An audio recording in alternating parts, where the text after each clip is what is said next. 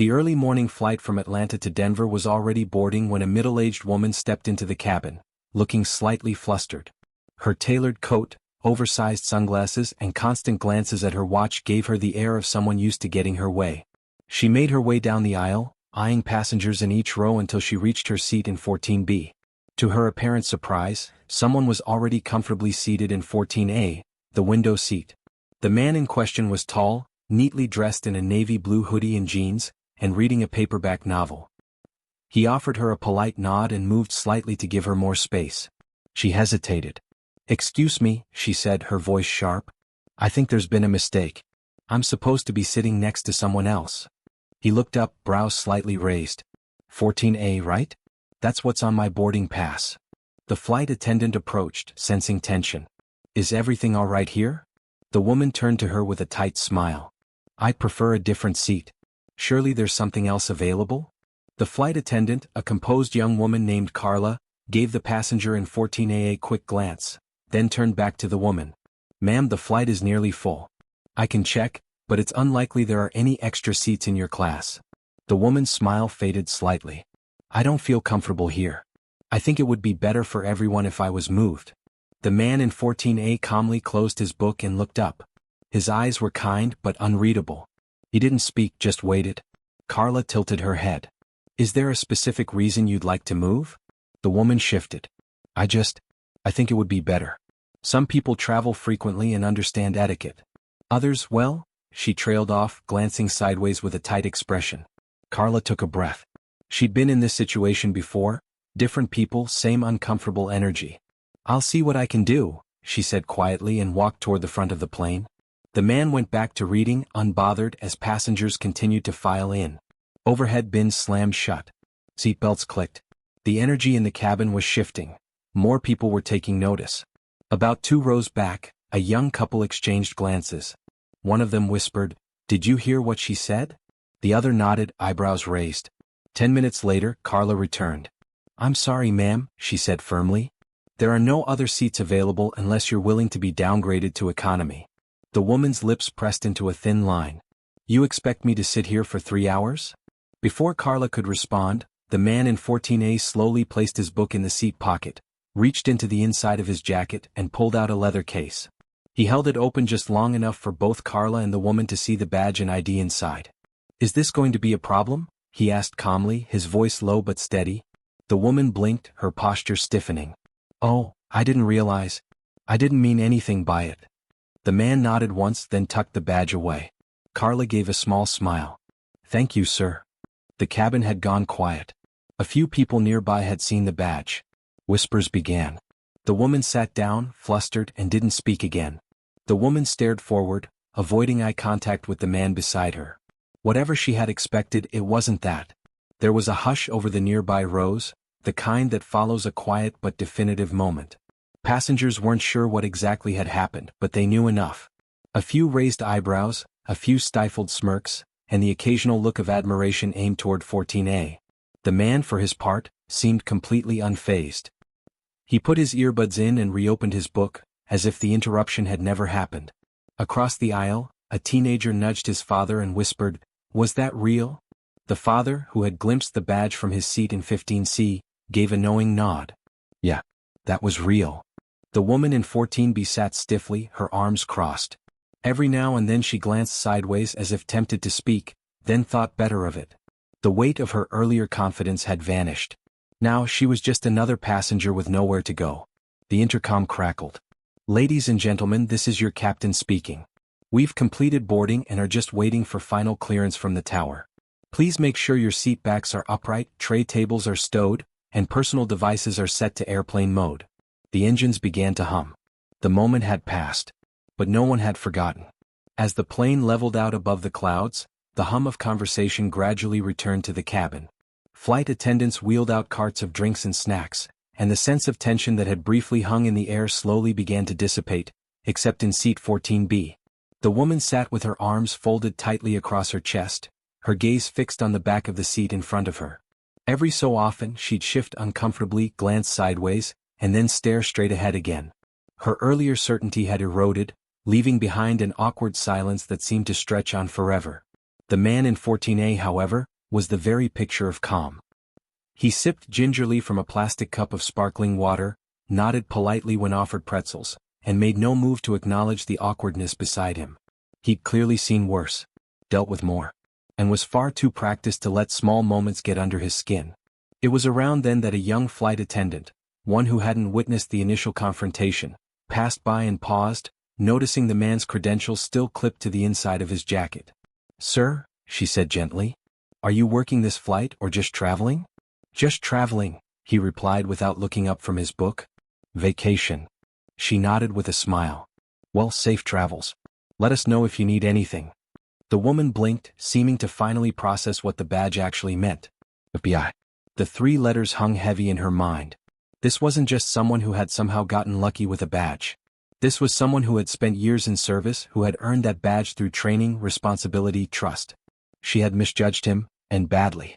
Minutes passed. Then an hour. Then 2. Eventually, as the plane neared descent, she broke the silence.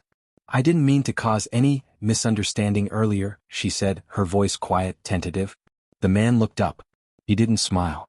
He didn't frown. He just regarded her calmly, waiting. "I've had some bad experiences on flights," she added quickly. "I overreacted."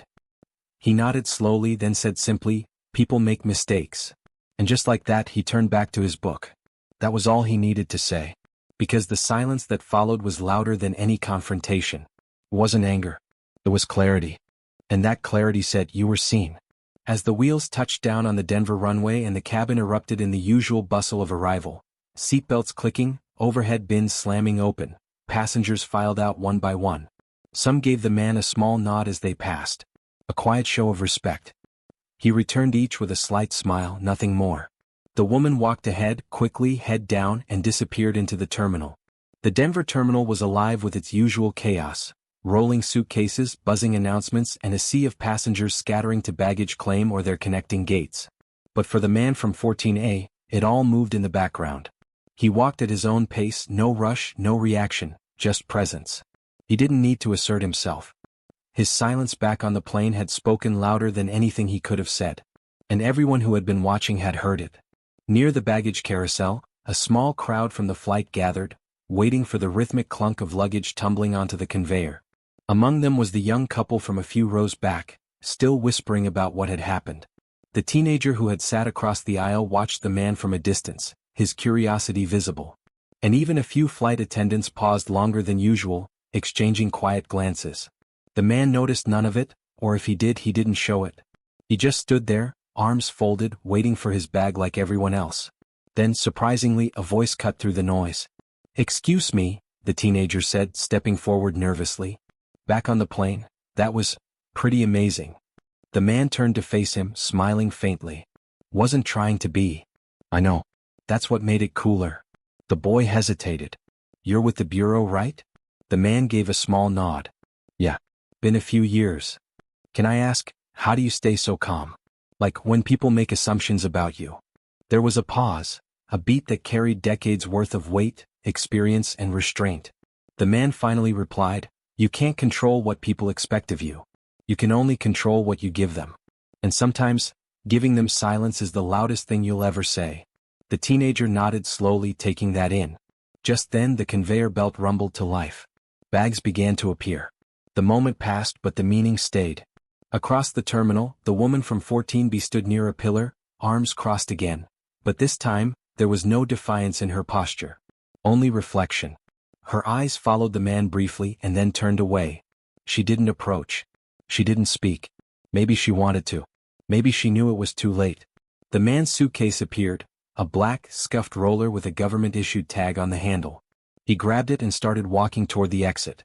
As the automatic doors opened to the bright Colorado morning, the world outside greeted him like any other traveler. But those who had been on that flight knew better. He hadn't raised his voice. He hadn't made a scene. He hadn't needed to. And in a world full of noise, that calm had shaken the cabin more than any outburst ever could. Outside the airport, the day was crisp and bright. The air carried that familiar scent of jet fuel and fresh mountain wind, an odd but grounding mixture. The man walked past a line of rideshares and rental car kiosks, pulling his suitcase behind him with one hand, his phone in the other. He checked his messages. One from his sister, "Let me know when you land. Mom made stew.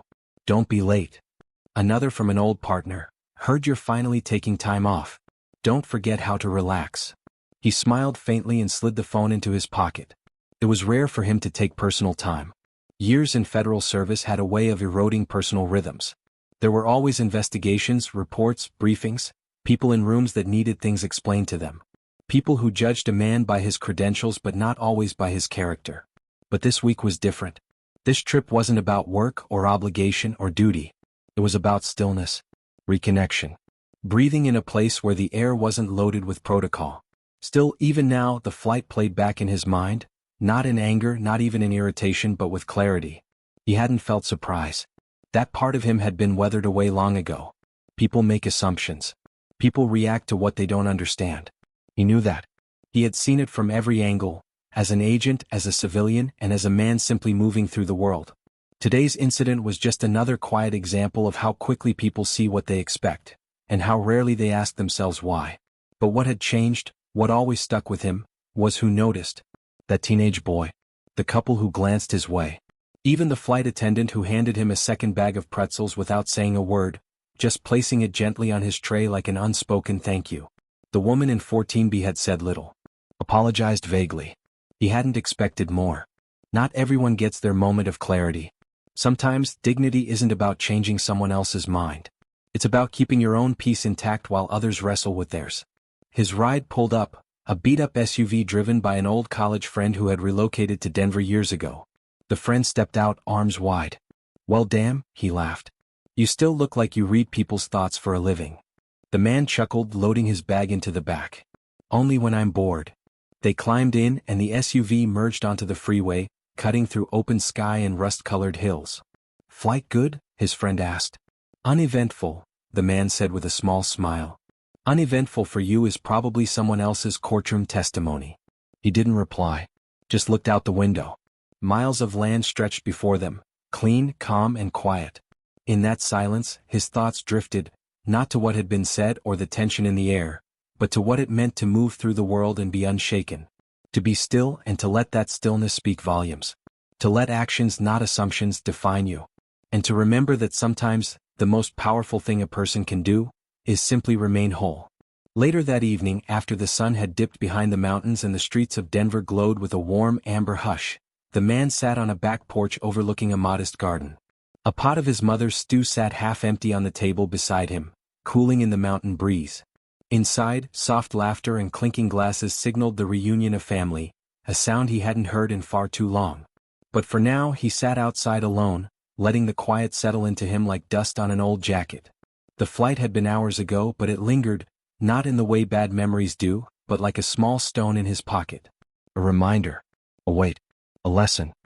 He reached into his bag and pulled out the worn paperback he'd been reading during the flight, The Things They Carried by Tim O'Brien. He'd read it before. More than once. But tonight it hit differently. The burden of perception. The things people assume you carry versus the things you actually do. His fingers ran along the edge of his badge case, now closed and resting on the table beside his bowl. Not a prop. Not a shield. Just part of who he was. Like his silence, like his patience, like the way he always waited one more beat before speaking. He thought back to his first field assignment. He'd been fresh out of Quantico, suit too stiff, eyes too wide. He remembered his senior agent pulling him aside before their first operation and saying, "There's the badge, and then there's the man behind it. Only one of those will actually walk you out of danger. Make sure you know which." He had never forgotten that. Because the truth was, the badge might grant access, to rooms, to decisions, to authority, but it was the man who had to earn the space he stood in. And that meant carrying himself with consistency, especially when no one else offered him the benefit of the doubt. And people rarely did. Not at first. Not in lobbies. Not at security checkpoints. Not in boardrooms or briefing halls. And certainly not in airplane aisles where snap judgments moved faster than thought. But that was fine. Because over time, people remembered the ones who didn't flinch. The ones who didn't need to fight for respect because they carried it so clearly within them. The man had learned that lesson slowly, year by year, town by town, case by case. And somewhere along the way he realized that he didn't need to convince anyone anymore. He just needed to show up, be still, and let time do the rest. Suddenly the screen door creaked open behind him. His niece stepped out, still wearing her socks, holding a glass of lemonade. "You disappeared," she said, handing it to him. "Just thinking," he said, taking the glass with a small smile. "About work." He shrugged. "About people." She sat down next to him. "Mom says you always have good stories. You never tell them." He smiled. "That's because the best ones don't sound like stories. They sound like silence. Like someone finally listening." She frowned, puzzled. "That doesn't make sense." "It will," he said softly and sipped his lemonade. They sat in silence for a while, looking out at the darkening yard, the soft hum of distant crickets settling in. Then she asked something she never had before. "Uncle, what do you actually do?" He turned his head to look at her, then back out at the quiet. "I keep things from falling apart," he said. "I walk into places where trust is thin, where tempers run hot. And I remind people that you can still be calm. You can still listen. You can still choose to be steady, even when others aren't." She nodded slowly, her young face trying to absorb a truth that hadn't yet taken root in her world. And maybe that was the point. Because one day she'd board a plane, or step into a meeting, or walk a hallway where someone would try to decide who she was before she had a chance to say anything. And when that day came, he hoped she would remember this. That you don't have to fight every battle out loud. That the quietest man in the room can still change its temperature. That stillness isn't weakness, it's discipline. And that sometimes you don't win by raising your voice. You win by holding your ground. Days passed. Denver offered its own rhythm, slower than the one he was used to, yet familiar enough to make space for rest. No headlines. No incident reports. No phone calls demanding presence in some high-security room. Just family. Books. The sound of rain tapping on windows. And silence, the good kind. But something from that flight kept echoing. Not the woman's words. Not even the flash of the badge. It was a glance, fleeting, almost nothing. A look from a nearby passenger as he exited the plane. Not gratitude. Not awe. Just recognition. The kind that says, "I saw that. And it changed how I see everything else." That was enough. He wasn't chasing validation. He didn't need applause. What mattered was what happened after. The way people carried themselves differently once they saw someone handle conflict without force, without anger, without needing to dominate the moment. Because that's what real presence does. It doesn't overpower the room, it steadies it. A week later, on the return flight home, he boarded without incident. The gate agent greeted him with a smile. A fellow passenger offered to help with his bag. No stares. No tension. Just a man finding his seat like everyone else. He sat by the window this time, watching the airport fade beneath the clouds. And for the first time in a while, he allowed himself a full breath. Not because everything had changed, the world was still the world. But because, in small ways, moments like that flight ripple outward. You can't track them. You can't measure them. But they matter. Somewhere, that teenager would remember him. Somewhere, that flight attendant would speak up faster next time. Somewhere, even the woman in 14B might hesitate before acting on a fixed idea. He didn't need to know what happened next. He had already done what mattered. He showed up. He stood still. And he reminded people, without ever saying it, that character doesn't ask for respect. It earns it in silence. The plane cut through the sky. The clouds parted. And somewhere beneath it all, the story continued, not in words but in people who walked a little quieter, and stood a little taller.